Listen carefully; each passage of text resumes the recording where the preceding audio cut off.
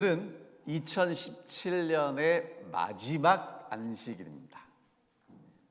오늘 이 안식일에도 하나님의 놀라운 축복과 은혜가 우리 모두에게 함께 하시기를 기원합니다. 오늘 설교의 제목은 날로 새로워지도다. 고린도후서 4장 16절부터 18절에 있는 말씀을 읽고 시작하겠습니다. 함께 좀 말씀을 펴주시겠습니까? 한 목소리로 읽겠습니다. 16절, 17절, 18절입니다. 읽습니다. 시작. 그러므로 우리가 낙심하지 아니하노니 겉사람은 후패하나 우리의 속은 날로 새롭도다. 우리의 잠시 받는 환난에 경한 것이 지극히 크고 영원한 영광에 중한 것을 우리에게 이루게 함이니 우리의 돌아보는 것은 보이는 것이 아니요 보이지 않는 것이니 보이는 것은 잠깐이요 보이지 않는 것은 영원함이니라. 다시 한번 머릿속에 기도 올리겠습니다. 하늘에 계신 아버지, 저희들에게 안식일을 주시고 주님 앞에 나올 수 있도록 인도해 주셔서 감사합니다. 2017년 한 해 동안 저희가 안식일마다 주님을 기억할 수 있도록 도와주셨습니다. 그리고 이 마지막 안식일에도 우리 주님을 기억하고 영광 돌릴 수 있는 시간이 되게 하여 주옵시며 하나님의 말씀으로 우리를 새롭게 하여 주시옵소서. 예수님 이름으로 기도하옵나이다. 아멘. 2017년에는 정말 많은 사건 사고가 있었습니다. 그리고 한국도 대통령이 바뀌었고요. 그리고 미국도 대통령이 바뀌었습니다. 그런 2017년을 여러분 어떻게 살아오셨나요? 걱정도 근심도 없이 기쁘고 즐겁게 사셨습니까? 라고 물어보면 웃으실 겁니다.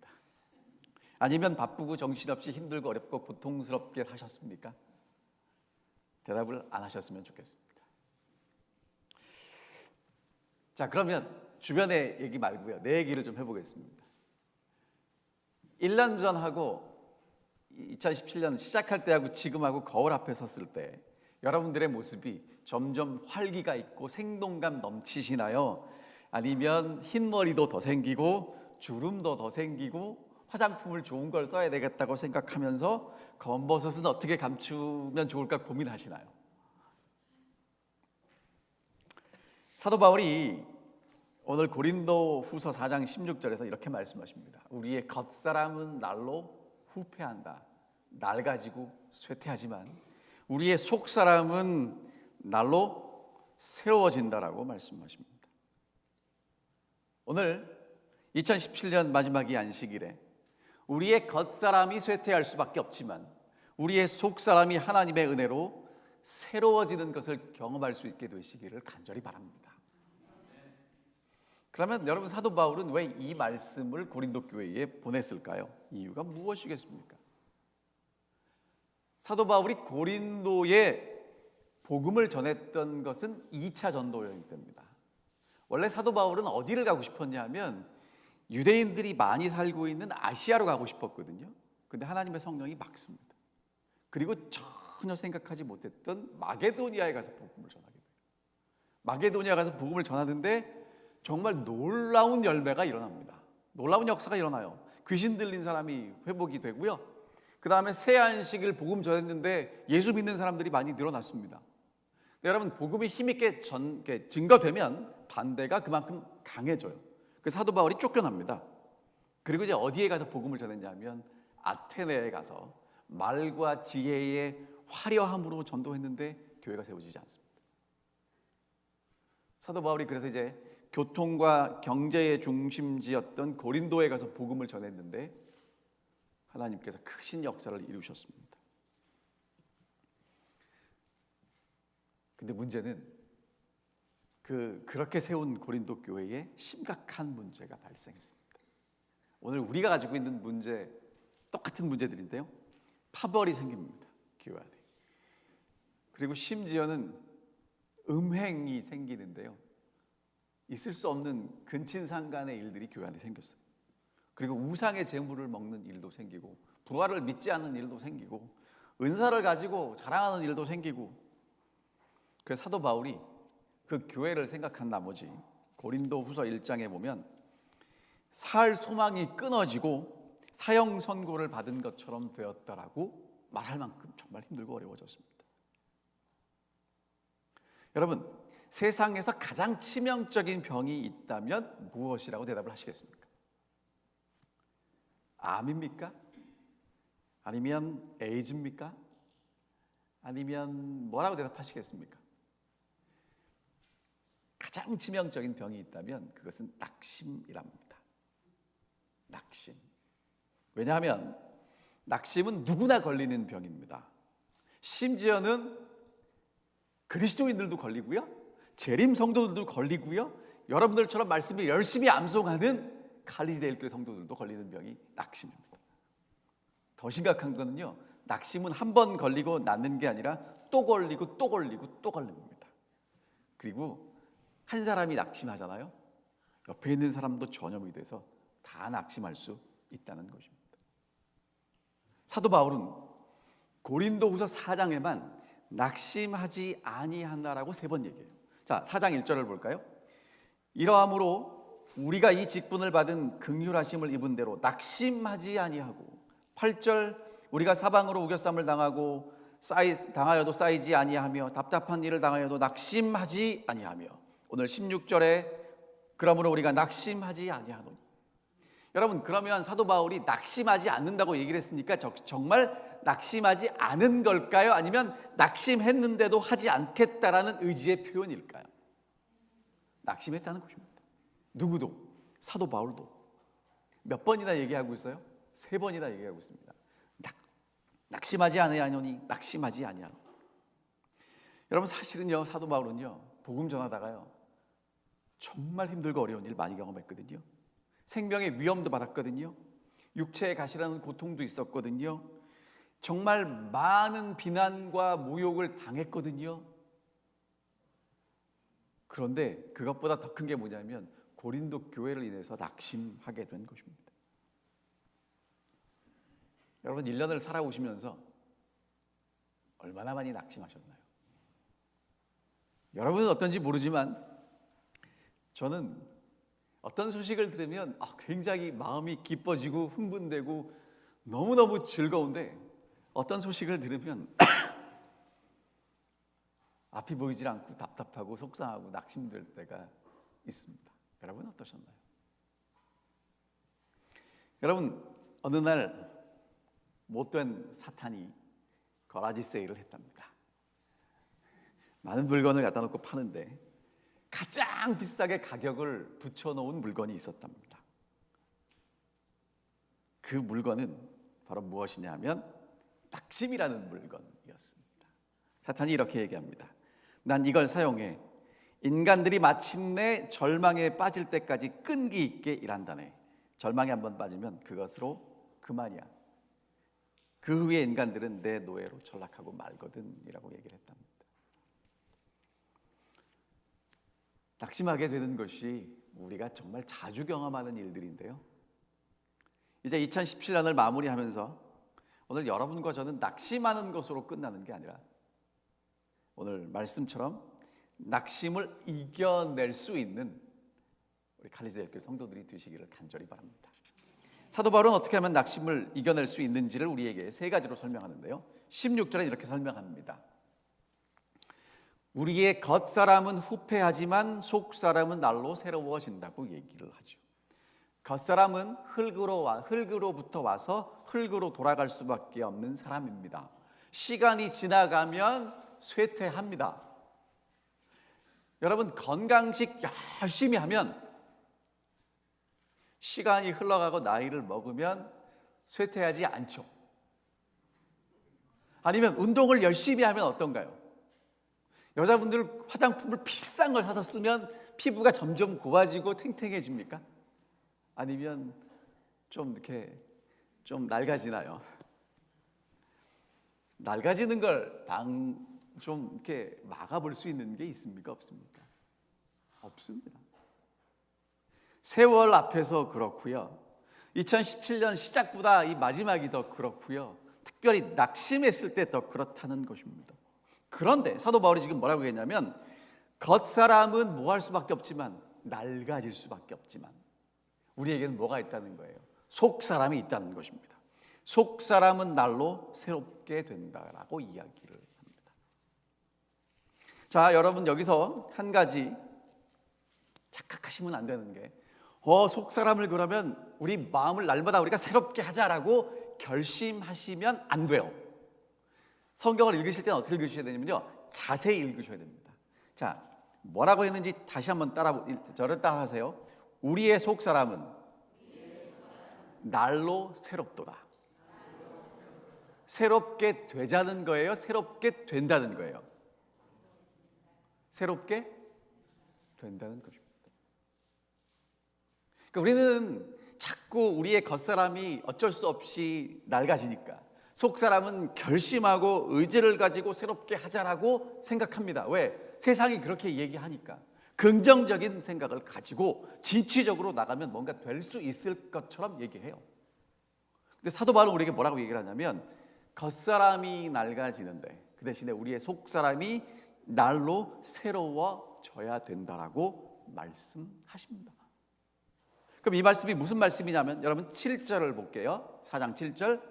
우리가 이 보배를 질그릇에 가졌으니, 우리를 뭘로 표현합니까? 질그릇으로 표현합니다. 그러나 우리 속에 뭐가 담겨 있어요? 보배가 담겨 있어요. 그러니까 우리가 어떻게 하면 날마다 새로워지겠습니까? 점점 시간이 가면 갈수록 낙심할수록 낡아지는 우리의 그릇 안에 무엇을 집어넣으면, 보배를 집어넣으면 보배가 날마다 새로워지면 새로워질 수 있다는 거예요. 이렇게 표현해 보겠습니다. 그릇은 사용하면 사용할수록 아무리 열심히 설거지를 하고 닦아도 낡아집니다. 하지만 그 그릇에 새로운 음식을 날마다 담아서 먹으면 그 그릇은 어떤 그릇이 될 수 있어요? 새로운 그릇이 될 수 있단 말입니다. 사도 바울은 에베소서 3장 16절에 이렇게 이야기를 합니다. 그의 영광의 풍성함을 따라 성령으로 말미암아 너희 속사람을 능력으로 강건하게 하시오며, 성령을 통해서 우리의 속사람이 강건하게 된다라고 말씀하십니다. 에베소서 4장에는 새 사람을 입으라라고 이야기를 합니다. 옛 사람을 벗어버리고 새 사람을 입으라. 다시 말하면 우리의 겉사람이 낡아지는 것을 막을 수는 없지만 우리의 속 사람을 예수 그리스도로 채우시면 되는데, 어떻게 하면 예수 그리스도로 채우실 수 있습니까? 하나님의 성령이 우리 마음속에 역사하셔야 된다는 것입니다. 여러분, 어떻게 하면 하나님의 성령이 우리 마음속에 역사하실 수 있을까요? 오늘 안식일학교 시간에 보셨죠? 뭐 하셨어요? 기억절 낭송을 하셨습니다. 사실 우리 홍미애 집사님이 기억절 외우시는 분들이 많이 안 계실까 봐 문제를 잔뜩 준비해 왔습니다. 저 그 문제가 굉장히 궁금합니다. 근데 여러분들이 기억절을 많이 외우시는 바람에 그 문제를 못 봤어요. 얼마나 좋은지 모르겠습니다. 여러분, 하나님의 말씀으로 하나님의 성령이 우리 마음속에 역사하실 수 있도록 늘 우리 자신을 하나님께 드리시고 하나님이 우리를 새롭게 하시게 되기를 간절히 바랍니다. 두 번째 17절에 이렇게 이야기합니다. 우리의 잠시 받는 환난에 경한 것이 지극히 크고 영원한 영광에 중한 것을 우리에게 이루게 함이니. 되게 어려운 게 사도 바울이 좀 어렵게 써요. 근데 쉽게 설명하면 이겁니다. 영광을 얻기 위해서는 환난이 필요하다, 안 필요하다? 필요하다. 그리고 지금 우리가 받는 환난은 나중에 받을 영광하고 비교하면 무겁다, 가볍다라는 얘기를 하고 있습니다. 그러니까 환난은 잠시 받고요, 영광은 영원히 누리게 됩니다. 지금 받는 환난은 가벼운 것이고요, 나중에 우리가 누리게 될 영광은 무거운 것이라는 것입니다. 어떤 사람에게는 환난이, 어려운 일들이 좌절과 낙심하게 만드는 요인이 됩니다. 정말 그래요. 지난주에 전화 한 통을 받았습니다. 얼마나 마음이 답답하던지. 여러분, 그런데 하나님이 그런 걸 왜 허락하실까요? 답답하라고 허락하실까요? 아니면 그것을 통해서 우리가 영원한 영광을 위해서 준비하라고 허락하실까요? 우리는요, 자꾸 이게 어떤 것이 무겁고 가벼운 것인지 잘 잘 판단해야 되거든요. 근데 그걸 못해요. 뭐밖에 못 보냐면 이 앞에 있는 문제밖에 못 봅니다. 여러분 잘 생각해 보세요. 우리 몸의 중심이 배꼽이죠? 맞습니까? 제일 가운데 있잖아요. 근데 손가락을 베는 순간, 발가락에 가시가 박히는 순간 몸의 중심이 어디게 되는지 아세요? 아픈 데가 돼요. 거기밖에 신경이 안 가 있거든요. 그러니까 여러분 있죠? 어려움이 오고 고통이 오고 환란이 오면 우리가 어떻게 되냐면요, 온통 관심이 어디 가 있냐면 거기만 가 있단 말이에요. 그런데 사도 바울은 우리가 뭐라고 얘기하냐면 우리가 앞으로 받을 영광과 지금 받는 환란을 비교해 보면 어떤 게 더 무겁다는 거예요. 받을 영광이 훨씬 무겁다는 것입니다. 지금 당하는 건요, 깃털 같대요. 깃털.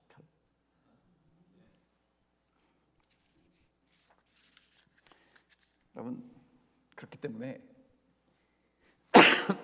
사도 바울은 자기가 낙심할 만큼 고린도 교회 문제가 힘들고 어려웠지만 그것이 나로 하여금 하나님의 영원한 영광에 들어가게 하는, 나를 훈련시키는 하나의 도구로 보게 된 것입니다. 예수님이 오늘 예수님을 따라가는 여러분과 제게 뭐라고 말씀하시냐면, 나를 믿고 영생을 향해 따라가기 때문에 룰루랄라 하고 따라오지라고 말씀하지 않고요, 나의 멍에를 메고 내게 배우라고 말씀하십니다. 그러니까 여러분 예수를 진짜 제대로 믿으려면 뭘 메셔야 된다고요? 예수님과 함께 멍에를 매는 거라고 이야기를 하고 있습니다. 그러니까 사실 세상이 이야기하는 거하고 성경이 이야기하는 거하고는 좀 많이 다릅니다. 우리는 천국을 미리 맛보기를 원하고요, 그래서 천국에서 누리게 될 영광스러운 것을 지금 누리기를 원하는데, 사도 바울은 뭐라고 이야기를 하냐면 지금은 우리가 잠시 환난을 당하고 어려움을 당하고 고통스러운 일도 당할 수 있다라고 말씀하고 계십니다. 2017년 혹시 힘들고 어렵고 고통스러운 일이 여러분과 제게 있었다면 어떻게 생각하셔야 돼요? 하나님이 나를 영원한 영광에 데려가기 위한 준비구나, 그렇게 믿게 되시기를 간절히 바랍니다. 모세가요, 바로의 왕궁에서 이제 이집트의 왕이 될 수 있는 그런 기회가 있었습니다. 여러분 이집트의 파라오가 된다는 건 지금 미국 대통령 되는 것처럼 굉장히 어마어마한 일이었어요. 근데 생각을 해보는 겁니다. 어떤 게 더 좋을까? 그리고 모세가 선택한 건 뭐냐면 하나님 백성과 함께 고난받는 것을 선택합니다. 왜? 그것이 더 무겁다는 것을 알았기 때문에 그렇습니다. 예수님이요, 이 땅에 오셔서 십자가를 지는 것과 하늘에서 편하게 사는 것을 저울질하셨습니다. 히브리서 12장에 보면 자기 앞에 있는 기쁨을 위해서 십자가를 참으시고 부끄러움을 개의치 않으셨습니다. 그래서 지금 하나님 보좌 우편에 앉아 계시는 것입니다. 우리가 무엇을 무겁게 여기고 무엇을 가볍게 여기느냐가 우리의 운명을 결정합니다. 여러분 무엇이 여러분들에게 무거운 것입니까? 무엇이 여러분들에게 가벼운 것입니까? 이렇게 말씀을 들을 때 고개를 끄덕끄덕 하시고 아멘하고 나가셔도요, 당장 닥쳐오는 이 고통과 환난은요 무겁습니다. 정말 무겁습니다. 여러분 그거 가볍게 생각하시면 안 돼요. 진짜 무겁습니다. 하지만 하나님이 우리를 위해서 준비하신 그 영광과 비교하면 가볍습니다. 화이트 선지자는 이렇게 이야기를 합니다. 사방에서 어려운 일을 당하고 당혹스러운 일과 박해를 받는 바울이 그가 받은 시련을 환난에 경한 것이라고 부를 수가 있었다면 오늘날 그리스도인들이 불평할 것이 무엇이 있단 말인가? 바울이 당한 환난에 비하면 우리의 시련은 참으로 하잘 것 없는 것이 아닌가? 여러분 바울과 여러분과 저를 비교하면 사실 우리가 당하는 건 조금 많이 가볍습니다. 고린도후서를 읽어보면요, 사도 바울이 40에 가만매를 맞고 배 타고 항해하다가 죽을 뻔하고 먹을 것도 없고 강도의 위험과 오만 가지 것들을 다 당해요. 그래도 복음을 포기하지 않습니다. 증거하는 걸. 여러분, 우리에게 주신 이 복음, 예수 그리스도의 복음을 결코 포기하지 않게 되시기를 간절히 바랍니다. 시련들은 품성의 완전을 위해서 하나님이 임명하신 그의 종들이다. 그리스도인의 상실과 고통이 아무리 크다 할지라도, 크신 섭리의 길이 아무리 어둡고 불가해하다 할지라도 모든 것이 우리의 유익을 위한 것임을 알고 주 안에서 기뻐해야 한다. 지금은 잘 모릅니다. 하지만 돌아보면 그것은 정말 축복이었음을 알게 될 때가 있습니다. 근데 여러분, 뭔지도 모르고 불평했다가 나중에 축복이 되면 얼마나 좀 겸연쩍으시겠습니까? 그냥 힘들고 어려울 때 하나님의 축복이라고 믿고 그 축복을 통해서 정말 하나님의 은혜를 발견하시게 되기를 간절히 바랍니다. 정말 하나님이 제가 기도하시는 대로 다 들어주셨다면 저는 오늘 이 자리에 서 있지 못할 것입니다. 이렇게 놀라운 축복을 누리지 못할 것입니다. 하나님이 저를 막 이상한 길로 인도하시는데요, 이해가 되지 않더라고요. 어쩌면 하나님이 이러실 수 있을까가 한두 번이 아니었습니다. 근데 하나님이 이렇게 인도하셨기에 제가 더 큰 축복을 누릴 수 있고요, 정말 하나님의 길을 따라갈 수 있게 만드셨습니다. 여러분들도 마찬가지이실 것입니다. 2017년을 돌아보시면서 여러분, 환난과 어려움, 그것을 통해서 역사하시는 하나님을 발견하실 수 있게 되시기를 간절히 바랍니다. 자, 세 번째 18절에 뭐라고 이야기를 하냐면요, 우리의 돌아보는 것은 보이는 것이 아니요 보이지 않는 것이니 보이는 것은 잠깐이요 보이지 않는 것은 영원함이니라. 우리가 주목하는 것이요, 우리가 소망하는 것이요, 무엇이라고 이야기합니까? 보이는 것과 보이지 않는 것 중에 보이지 않는 것을 선택하고 바라본다라고 이야기하고 있습니다. 여러분, 참 말은 쉬운데 진짜 어렵습니다. 왜? 보이는 건 눈앞에 있고요, 보이지 않는 건 안 보이잖아요. 여러분, 지금 눈앞에 있는 것들이 얼마나 화려한지 아십니까? 화려하지 않으신 분들도 계시겠지만 여러분, 진짜 화려하게 보여요. 그리고 특별히 요즘 대중 매체를 통해서 진짜 화려한 것들을 포장을 잘 해놨어요. 그렇게 우리 마음이 이렇게 미혹되게 됩니다. 그런데 여러분, 그거 아세요? 10년 전 사진 보시면 어떻습니까? 그때 내 머리가 정말 돈 많이 들여서 한 머리고 화장도 그렇고 옷도 그런데 10년 지난 사진을 지금 보면 어때요? 되게 촌스럽죠.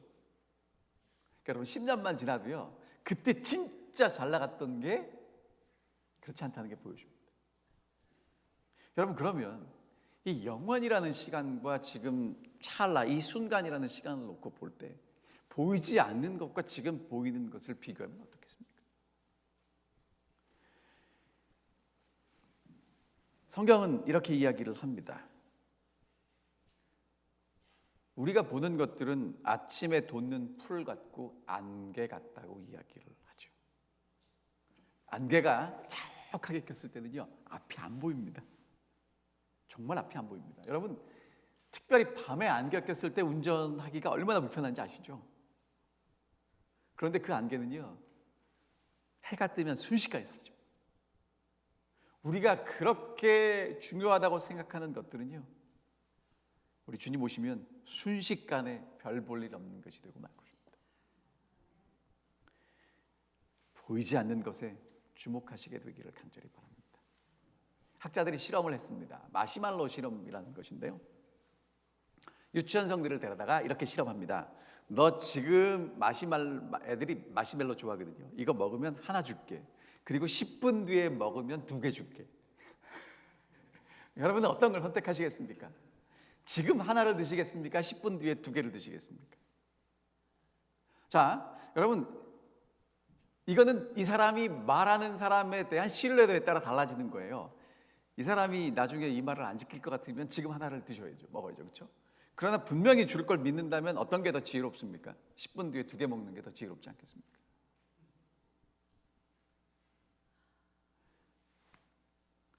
여러분, 이게 지금 무슨 얘기를 하는 거냐면요, 기프트 카드 받으시죠? 기프트 카드는 여러분 받자마자 쓰셔야 됩니다. 왜 그런지 아십니까? 왜냐하면 잊어버릴 때도 있고요, 일정 부분 쓰고 남은 금액 안 쓸 때도 있거든요. 그러니까 기프트 카드는 현금이 아니기 때문에 받자마자 쓰셔야 돼요. 근데 현금은 잘 보관하셔야 되는 겁니다. 자, 그럼 여러분 보세요. 지금 눈에 보이는 것들은요, 어떤 것들이에요? 잠깐 있다 사라질 것이고요, 눈에 보이지 않는 것은 하나님의 말씀에 의하면 영원한 것입니다. 우리가 무엇을 위해서 생각하고 투자하고 살아가야 되겠습니까? 쉽지 않습니다. 그런데 성경은 우리에게 뭐라고 얘기를 하냐면, 영원한 것을 바라보고 보이지 않는 것을 생각하고 주목하라고 말씀하십니다. 화이트 선지자는 이렇게 얘기를 합니다. 우리의 마음은 우리가 생각하는 사물의 수준을 넘어서지 못한다. 우리가 땅의 것들을 생각하면 하늘에 있는 것들로는 별 감명을 받지 못할 것이다. 우리는 하나님의 자비하심, 선하심, 사랑 등을 명상함으로써 큰 유익을 받을 것이다. 그러나 땅에 속한 것들, 일시적인 것들을 오래오래 생각하면 큰 손해를 보게 된다. 무슨 말씀을 하는 거냐면요, 하늘의 것에, 하늘에 대한 것, 예수님에 대한 것을, 하나님에 대한 것을 더 많이 생각하면 생각할수록 그게 더 커지고요, 이 땅에 보이는 것들을 보고 생각하면 생각할수록 이 땅에 있는 것이 더 커진단 말입니다. 여러분, 뭘 더 많이 보고 무엇을 더 많이 생각하시나요? 참 이런 말씀 드리는 게 너무 괴롭습니다. 왜냐하면 여러분, 이 뗄래야 뗄 수 없는 이 스마트폰, 요즘 젊은 친구들은 뭐라고 부르냐면 또 다른 장기라고 표현을 하더라고요. 절대로 떨어지지 않습니다. 여러분, 그거 아세요? 어른들은요, 저도 좀 죄송합니다, 좀 이렇게 젊은 친구들이 볼 때는 좀 이렇게 나이가 좀 많은 측에 속하나 봐요. 어른들은 벨소리를 켜놓고 늘 벨소리로 전화 오는 걸 받죠.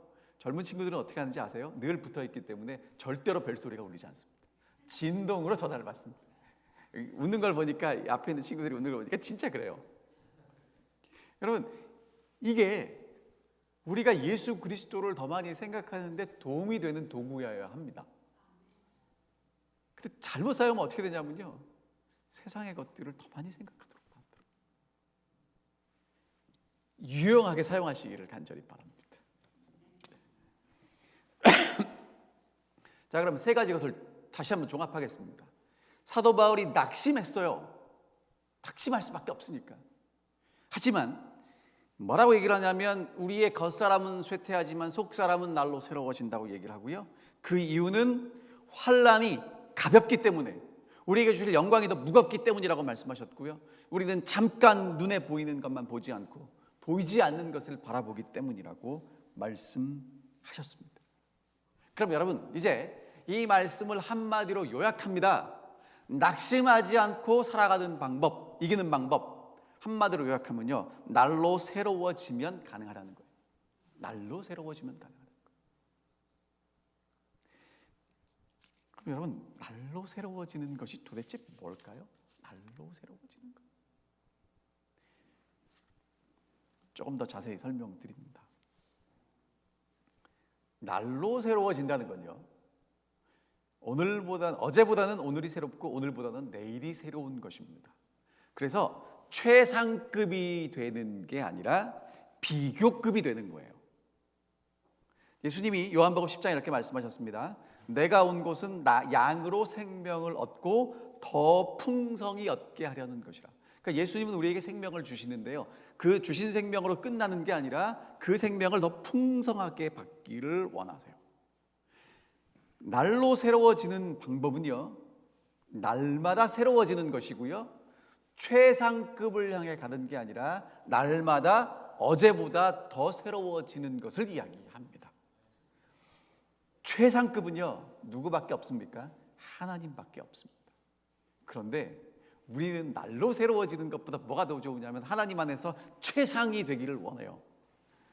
여러분, 최상이 되기를 원하는 건 자기 자신을 우상으로 만들 수도 있는 오류가 될 수 있습니다. 여러분과 제가 만약에 최상을 향해서 신앙을 한다면 어떻게 되냐면요, 오늘 최상을 만들었기 때문에 내일 갈 데가 있어요, 없어요? 없어요.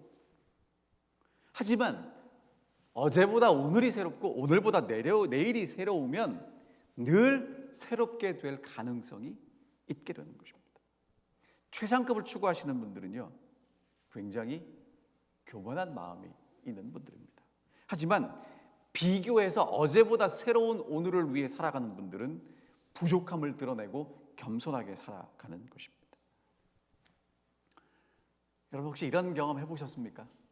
정말 교회 와서 아니면 선교지에서 누구를 위해서 내가 진짜 애쓰고 힘있고 열심히 이렇게 일을 했어요.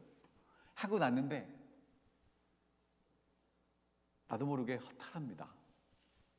영적 공백감이라고 그러나요? 채워지지 않는 뭔가가 있다면 우리는 무엇을 위해 사는 거냐면요, 최상을 위해 사는 것입니다. 하지만 어제보다 오늘이 새로운 것을 위해 살았다면, 오늘 내가 최선을 다했고 하나님께서 우리를 더 좋게 만드셨다면 내일 더 좋게 만드실 것을 기대할 수 있게 되는 것입니다. 날로 새로워지는 사람, 위장하거나 치장하거나 더 낫게 보이려고 애쓸 필요가 없습니다. 왜? 하나님이 나를 있는 그대로 받아주실 테니까요. 오늘이 마지막이 아니고 내일 더 좋은 축복을 우리에게 준비하셨으니까요.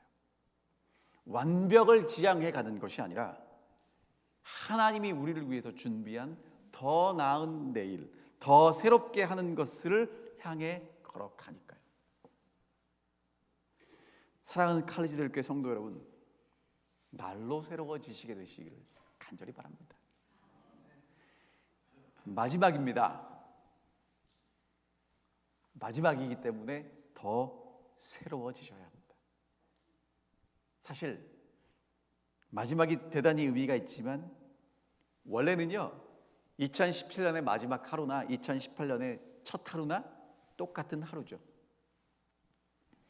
하나님은 우리에게 하루를 주셨고요, 지금 이 순간을 살게 하셨습니다. 오늘 여러분과 제가 집중해야 될 게 있다면 날로 오늘 새로워지는 것입니다. 내 마음을 오늘 하나님의 은혜로 채우는 것입니다. 오늘 내가 성령으로 새 사람을 입게 되는 것입니다. 날로 새롭게 되시기를 간절히 바랍니다. 여러분, 낙심되는 일이 더 많이 우리 앞에 다가올 것입니다. 낙심될 때 더 새로워지는 그것을 바라보시고 예수 그리스도를 바라보시고, 이 낙심시키는 일이 우리를 걸려 넘어지게 하는 것이 아니라 우리를 세우기 위한 하나님의 방법이라고 믿게 되면 우리는 더 새로워지게 될 것입니다. 눈에 보이는 것, 잠시 있는 것만 보지 마십시오. 제가 설명드릴 수 없습니다. 여러분도 이해할 수 없습니다. 그러나 우리 주님 오시면 우리가 정말 한 번도 경험하지 못한, 그러나 분명히 여러분 것을 위해 있을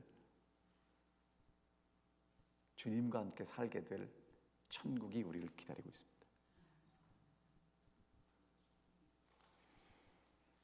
어떤 분들이 이렇게 말씀하시더라고요. 연말이 되면 우리 주님 만날 해가 1년 더 가까워졌다고요. 재림의 소망이 여러분과 제게 있습니다. 우리 주님 분명히 오실 것입니다. 1844년 예수님 오신다고 한 해로부터 벌써 백수십여 년이 지나고 이제 200년 가까이 되는데요. 사실 예수님의 제자들은 2000년 전부터 예수님을 기다렸는데요. 여러분, 그 예수님은 분명히 오실 것입니다. 예수 그리스도에 대한 소망이 여러분과 제 마음속을 가득히 채워서 우리가 시간이 가면 갈수록 쇠퇴할 수밖에 없지만 우리 속에 담긴 예수 그리스도는 날로 새로워지는 그런 우리 모든 사랑하는 칼리지델교회 성도들이 되시기를 바라면서 말씀을 줄이겠습니다. 기도하겠습니다. 하늘에 계신 아버지, 2017년 저희들에게 놀라운 은혜를 베풀어 주셨고 이제 마지막 안식일을 하나님 은혜 가운데 맞이할 수 있도록 인도해 주셔서 감사합니다. 정말 우리가 말할 수 없는 여러 가지 힘들고 어려운 낙심되는 것들을 많이 경험했지만 그럼에도 불구하고 우리를 새롭게 하시는 하나님의 은혜가 기억납니다. 환난들이 하나님의 주시를 상급에 비교하면 지극히 가볍다는 것을 잊지 않게 도와주시고 우리를 세우기 위한 하나님의 도구라는 것을 기억하게 도와주시옵소서. 저희로 하여금 눈에 보이는 것만 보지 않게 하시고 보이지 않는 영원한 하나님이 준비하신 약속을 바라보고 살아갈 수 있도록 도와주시옵소서. 주님, 저희가 하나님의 은혜 가운데 그리스도 안에서 날로 새로워질 수 있도록 도와주시옵시고 우리의 마음이 매일매일 그리스도로 채워질 수 있도록 도와주시옵소서. 예수님 이름으로 기도하옵나이다. 아멘.